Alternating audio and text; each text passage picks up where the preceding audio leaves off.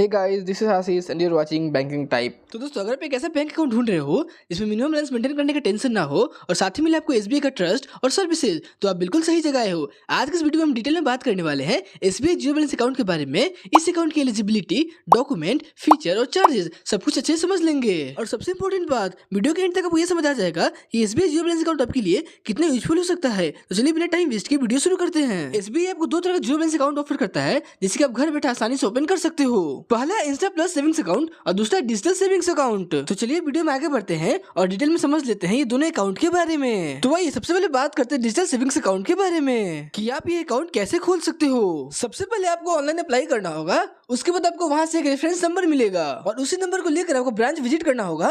उसके बाद आपका अकाउंट ओपन हो जाएगा भाई। और अब दूसरे अकाउंट के बारे में बात करें तो यहाँ भी आपको सबसे पहले ऑनलाइन अप्लाई करना होगा, उसके बाद वीडियो केवाईसी कंप्लीट करनी होगी भाई। लेकिन वहीं अगर आप विदाउट केवाईसी अकाउंट ओपन करते हो तो सिर्फ 1 साल के लिए वैलिड होगा भाई। और हाँ, आज के इस वीडियो में मैं आपको इंस्टा प्लस सेविंग्स अकाउंट के बारे में बताने जा रहा हूँ। तो देखो भाई, हर अकाउंट की तरह एसबीआई जीरो बैलेंस अकाउंट खोलने के लिए भी कुछ बेसिक कंडीशन होती है जो आपको फुलफिल करनी पड़ती है। अगर आप इनमें फिट होते हो तो आप अपना अकाउंट इजिली ओपन कर सकते हो बिना किसी परेशानी के। सबसे पहली कंडीशन कि आपकी एज मिनिमम 18 साल या उससे ज्यादा होनी चाहिए। और हाँ, ये अकाउंट सिर्फ नए कस्टमर के लिए है, यानी अगर वो पहले से एसबीआई का सीएफ नंबर नहीं है तभी आप इस अकाउंट को ओपन कर सकते हो। और साथ ही साथ इस अकाउंट का mode of operation single he allowed है, मतलब आप इसे ज्वाइंट अकाउंट के फॉर्म में ओपन नहीं कर सकते। और लास्ट बट नॉट लीस्ट, ये अकाउंट सिर्फ इंडियन रेजिडेंट के लिए अवेलेबल है भाई। अगर आप इन कंडीशन में खड़े उतरते हो तो आप नेक्स्ट स्टेप पे बढ़ सकते हो जो कि है रिक्वायर्ड डॉक्यूमेंट्स का। तो अब जो एलिजिबिलिटी क्लियर हो गई तो अगला स्टेप होता है डॉक्यूमेंट्स का। देखो दोस्तों, बैंक अकाउंट खोलने वक्त डॉक्यूमेंट एक तरह का गेटवे होते हैं, बिना उनके आप अकाउंट ओपन नहीं कर सकते। इसलिए पहले से समझ लेना जरूरी है कि कौन से पेपर रेडी रखने हैं ताकि जब भी आप SBI zero balance account open करने जाओ तो आपको कोई भी प्रॉब्लम ना हो। सबसे पहले चीज है आपको ओरिजिनल पैन कार्ड, ये इनकम टैक्स और आइडेंटिटी वेरिफिकेशन के लिए मैंडेटरी है। और दूसरा डॉक्यूमेंट है आपका आधार कार्ड, जो एक वैलिड एड्रेस प्रूफ और आइडेंटिटी प्रूफ दोनों के तौर पे यूज होता है। उसके साथ ही आपके पास एक्टिव मोबाइल नंबर होना चाहिए जो कि आपके आधार कार्ड से लिंक हो। ये इसलिए भी इंपॉर्टेंट है क्योंकि आपका अकाउंट ओपनिंग करते टाइम ओटीपी वेरिफिकेशन होता है। इनके अलावा अकाउंट ओपनिंग के वक्त बैंक आपसे रिसेंट पासपोर्ट साइज फोटो भी मांग सकता है, तो उसे भी रेडी रखना बेस्ट होगा भाई। और हाँ, बहुत से लोग के मन में ये सवाल आ रहा होगा, क्या वो अकाउंट ओपन करते वक्त ई आधार कार्ड या ई पैन कार्ड यूज कर सकते हैं अकाउंट ओपन करने के लिए? तो इसका सीधा सीधा आंसर होता है नो। आप अपना अकाउंट वीडियो केवाईसी की हेल्प से खोलोगे, वहां पे ओरिजिनल डॉक्यूमेंट ही शो करने पड़ेंगे। तो याद रहे, आपका डॉक्यूमेंट आपके फिजिकल फॉर्म में ही होना चाहिए। ई आधार कार्ड, ई पैन कार्ड से काम नहीं चलेगा। अगर आपके पास ये डॉक्यूमेंट रेडी है तो समझ लो आपका आधा काम ऑलरेडी हो गया है। अब अगले स्टेप पे हम बात करते हैं इस अकाउंट के अंदर आपको मिलते हैं कौन कौन से फीचर्स और बेनिफिट। तो देखो भाई, जब भी हम बैंक अकाउंट ओपन करते हैं तो सबसे पहले सवाल होता है कि हमें इससे क्या फायदा मिलेगा। और इसीलिए अब बात करते हैं एसबीआई जीरो बैलेंस अकाउंट की बेनिफिट की, जो इस अकाउंट को और भी कन्वीनियंट और यूजर फ्रेंडली बना देता है। सबसे बड़ा बेनिफिट यह है कि यह एक जीरो बैलेंस अकाउंट है, मतलब आपके अकाउंट में बैलेंस मेंटेन करने की टेंशन बिल्कुल नहीं रहेगी, चाहे बैलेंस हो या ना हो। आपको पेनल्टी चार्ज भरने की जरूरत नहीं है भाई। दूसरा सबसे बड़ा बेनिफिट यह है कि आप इस अकाउंट को पूरा ऑनलाइन ओपन कर सकते हो वीडियो केवाईसी के थ्रू, यानी आपको ब्रांच विजिट करने की जरूरत नहीं पड़ेगी भाई। अकाउंट ओपन होने के बाद आपको मिलता है मोबाइल बैंकिंग और इंटरनेट बैंकिंग का एक्सेस। और सबसे कन्वीनियंट चीज यह है कि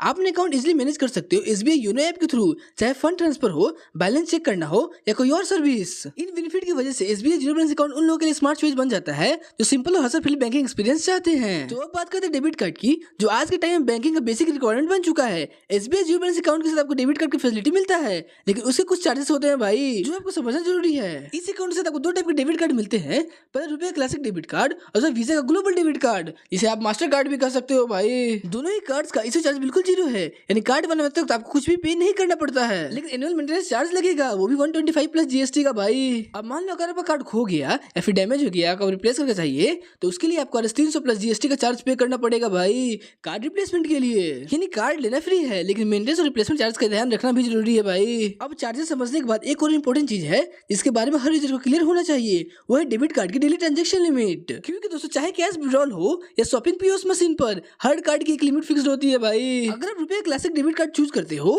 तब डेली कैश विड्रॉ 20,000 तक कर सकते हो। और वहीं अगर हमने पीओएस ट्रांजैक्शन लिमिट के बारे में बात करें तो यहाँ पे 50,000 तक पीओएस का ट्रांजैक्शन लिमिट दिया गया है। और वहीं अगर आप ग्लोबल डेबिट कार्ड लेते हो तो आपकी डेली कैश विड्रॉल की लिमिट 40,000 हो जाती है। और वहीं अगर पीओएस ट्रांजैक्शन लिमिट के बारे में बात करें तो आपको 75,000 तक का पीओएस ट्रांजैक्शन लिमिट दिया गया है ग्लोबल डेबिट कार्ड के साथ। यानी सिंपल शब्दों में रुपए कार्ड बेसिक डेली नीड के लिए बेस्ट है, जबकि ग्लोबल डेबिट कार्ड थोड़ा हायर लिमिट देता है, उन लोगों के लिए बेस्ट है जिनकी ट्रांजैक्शन ज्यादा होती है। इसके अलावा अब हम सब बात कर लेते हैं ट्रांजैक्शन लिमिट के बारे में। सबसे पहले हम सब बात करते हैं, अगर आप एसबीआई का एटीएम यूज करते हो ट्रांजैक्शन के लिए, देन आपको क्या लिमिट दिया गया है। आपको यहाँ पे मंथली 5 ट्रांजैक्शन बिल्कुल फ्री देखने को मिल जाते हैं एंड नॉन फाइनेंशियल ट्रांजैक्शन पर एक भी चार्ज नहीं लिया जाएगा। मींस आपको अनलिमिटेड नॉन फाइनेंशियल ट्रांजैक्शन देखने को मिल जाता है भाई, लेकिन फाइनेंशियल सिर्फ 5 ही मिलेगा। एंड अगर आप अदर बैंक के एटीएम यूज करते हो ट्रांजैक्शन करने के लिए और अगर आप मेट्रो सिटीज में रहते हो, तब आपको यहाँ मंथली 3 ट्रांजैक्शन बिल्कुल फ्री मिलते हैं, जैसे फाइनेंशियल और नॉन फाइनेंशियल दोनों ही आ जाते हैं। अब अगर आप अदर बैंक का एटीएम यूज भी कर रहे हो और नॉन मेट्रो सिटीज में रह रहे हो, तो इस केस में आपको मंथली 5 फ्री ट्रांजैक्शन देखने को मिल जाते हैं।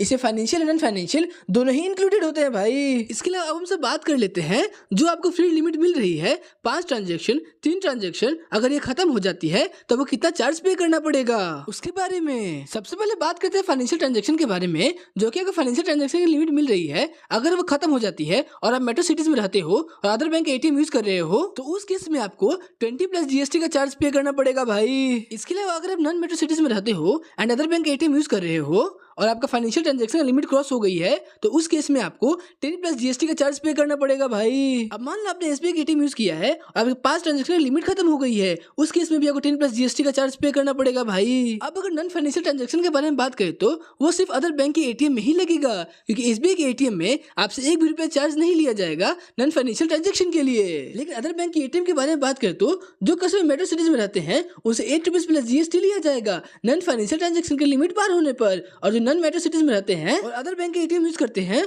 तो उनको 5 रुपए प्लस जीएसटी का चार्ज पे करना पड़ेगा हर नॉन फाइनेंशियल ट्रांजैक्शन के लिए। इसके अलावा आपको एक और चार्ज शो हो रहा होगा, transaction decline due to insufficient balance. इसके लिए आपको 20 रुपए का चार्ज पे करना पड़ेगा भाई। ट्रांजैक्शन डिक्लाइन का मतलब ये होता है, जब आप एटीएम विजिट करते हो कैश विड्रॉ करने के लिए एंड आपके पास सफिशिएंट बैलेंस नहीं होता है कैश विड्रॉ करने के लिए, एंड तब भी आप ट्राई करते हो कैश विड्रॉ करने का, उस केस में ट्रांजैक्शन डिक्लाइन हो जाता है। देन इस कंडीशन में 20 रुपए प्लस जीएसटी चार्ज किया जा सकता है। सो एक बात का ध्यान रखें, पहले ही बैलेंस इंक्वायरी कर ले, जिससे कि आपको पहले ही पता चल जाए कि आपके अकाउंट में सफिशिएंट बैलेंस है या नहीं ट्रांजैक्शन करने के लिए। इसके अलावा अब हम सब बात कर लेते हैं, अगर आप इंटरनेशनल बैंक एटीएम यूज करते हो ट्रांजैक्शन के लिए, तो उस केस में आपसे कितना चार्ज लिया जाएगा। सबसे पहले हमसे बात कर लेते हैं, अगर आप इंटरनेशनल बैंक एटीएम यूज करते हो नॉन फाइनेंशियल ट्रांजैक्शन के लिए, मींस आप बैलेंस इंक्वायरी करते हो, तब आपको 25 रुपए प्लस जीएसटी का चार्ज पे करना पड़ेगा। इसके लिए अगर आप इंटरनेशनल बैंक एटीएम से कैश विड्रॉ या फाइनेंशियल ट्रांजैक्शन करते हो, तो उस केस में आपको RS 100 प्लस जीएसटी का चार्ज पे करना पड़ेगा भाई। तो देखो भाई, ये तो सारी बातें होगी ट्रांजैक्शन चार्जेस के बारे में।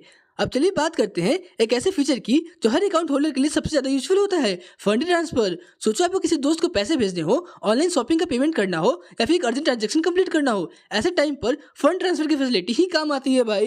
एसबीआई जीरो बैलेंस अकाउंट में आपको इस कन्वीनियंस का पूरा ध्यान रखा गया है। इसमें आपको यूपीआई, एनईएफटी, आरटीजीएस और आईएमपीएस जैसे सारे मेजर ट्रांसफर मोड मिलते हैं, और सबसे बड़ी बात, ये सब आपके लिए कंप्लीटली फ्री ऑफ कॉस्ट हैं। इट मींस आप जितने बार चाहो बिना किसी एक्स्ट्रा चार्ज के अपने पैसों को ट्रांसफर कर सकते हो। फंड ट्रांसफर की बातें समझने के बाद एक और चीज पर फोकस करते हैं, जो हर कस्टमर के लिए काफी इंपॉर्टेंट होती है, इंटरेस्ट रेट का। क्योंकि आप अपने पैसों को सिर्फ अकाउंट में रखना ही नहीं चाहते, बल्कि उसमें थोड़ा ग्रो भी करना चाहते हैं भाई। एसबीआई जीरो बैलेंस अकाउंट में आपको सेविंग अकाउंट पर 2.70% का इंटरेस्ट रेट मिलता है। मतलब जो भी बैलेंस आपके अकाउंट में होगा उस पर ये फिक्स इंटरेस्ट क्रेडिट होगा भाई। लेकिन अगर आप थोड़ा ज्यादा अर्न करना चाहते हो, तो एफडी का भी ऑप्शन चूज कर सकते हो भाई। यहाँ पर एक ईयर के एफडी पर एसबीआई आपको 6.80% का रिटर्न देता है, जो सेविंग अकाउंट के कंपैरिजन में काफी अच्छा रिटर्न है भाई। तो भाई इंटरेस्ट रेट देखने के बाद अब बात करते हैं एक बेसिक बट यूजफुल फैसिलिटी की, जो कि है चेकबुक का। कई लोग डिजिटल बैंकिंग के साथ ही साथ ट्रेडिशनल पेमेंट मोड का भी ऑप्शन प्रीफर करते हैं, और एसबीआई जीरो बैलेंस अकाउंट में आपको इसका भी ऑप्शन दिया गया है भाई। इस अकाउंट में आपको एक फाइनेंशियल ईयर में पहला 10 चेक बिल्कुल फ्री मिलता है, लेकिन अगर आपको उसके बाद चेक चाहिए तो उसके लिए आपको अलग से चार्ज पे करना पड़ेगा भाई। जैसे कि 10 लीफ वाले चेकबुक के लिए आपको RS 40 रुपीज प्लस जीएसटी का चार्ज पे करना पड़ेगा, वहीं 25 लीफ वाले चेकबुक के लिए RS 75 प्लस जीएसटी का चार्ज पे करना पड़ेगा भाई। अब एक और इंपॉर्टेंट बात, आपका सिग्नेचर वीडियो की वैसी प्रोसेस के दौरान कैप्चर किया जाता है। अकाउंट सक्सेसफुल ओपन होने के बाद आप अपना चेकबुक यूनो ऐप के थ्रू फ्री या डायरेक्ट ब्रांच विजिट करके अप्लाई कर सकते हो। चेकबुक के साथ ही साथ एक और फैसिलिटी है जो ट्रेडिशनल बैंकिंग में काफी लोग प्रीफर करते हैं, और वह है पासबुक का। एसबीआई जीरो बैलेंस अकाउंट में पासबुक की प्रोवाइड की जाती है, लेकिन उससे कुछ रूल्स और चार्जेस अलग है भाई। सबसे पहले जब अकाउंट ओपन होता है, फर्स्ट पासबुक आपको बिल्कुल फ्री मिलता है। It means initial passbook issue करवाने के लिए आपको कोई भी चार्ज नहीं देना पड़ेगा भाई।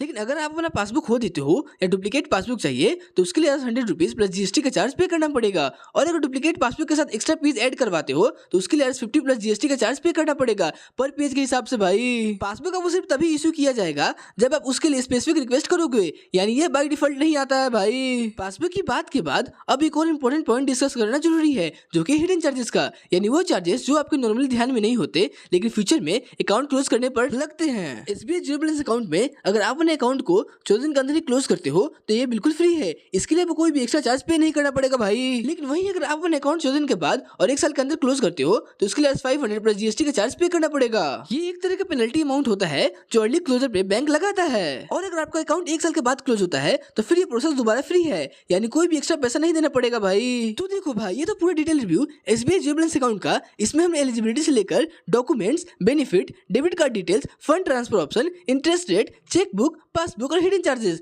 तक हर एक पॉइंट कवर किया है। अगर आप एक ऐसा अकाउंट ढूंढ रहे हो इसमें जीरो बैलेंस का कंफर्ट, डिजिटल बैंकिंग फैसिलिटी और बेसिक बैंकिंग के सारे फीचर मिले तो एसबीआई का यह अकाउंट आपके लिए एक परफेक्ट ऑप्शन हो सकता है भाई। अगर ये वीडियो आपको हेल्पफुल लगी हो तो एक लाइक जरूर कीजिए और बैंकिंग से रिलेटेड ऐसे इन्फॉर्मेटिव वीडियो देखने के लिए हमारे चैनल को सब्सक्राइब करें। और हाँ, अगर आपको एसबीआई जीरो बैलेंस अकाउंट के बारे में कोई भी डाउट है तो नीचे कमेंट सेक्शन में पूछ सकते हो। मैं हर एक कमेंट का रिप्लाई करने की कोशिश करता हूँ भाई। मैं मिलता हूँ आपसे नेक्स्ट वीडियो में एक नए टॉपिक के साथ। तब तक के लिए हैप्पी बैंकिंग।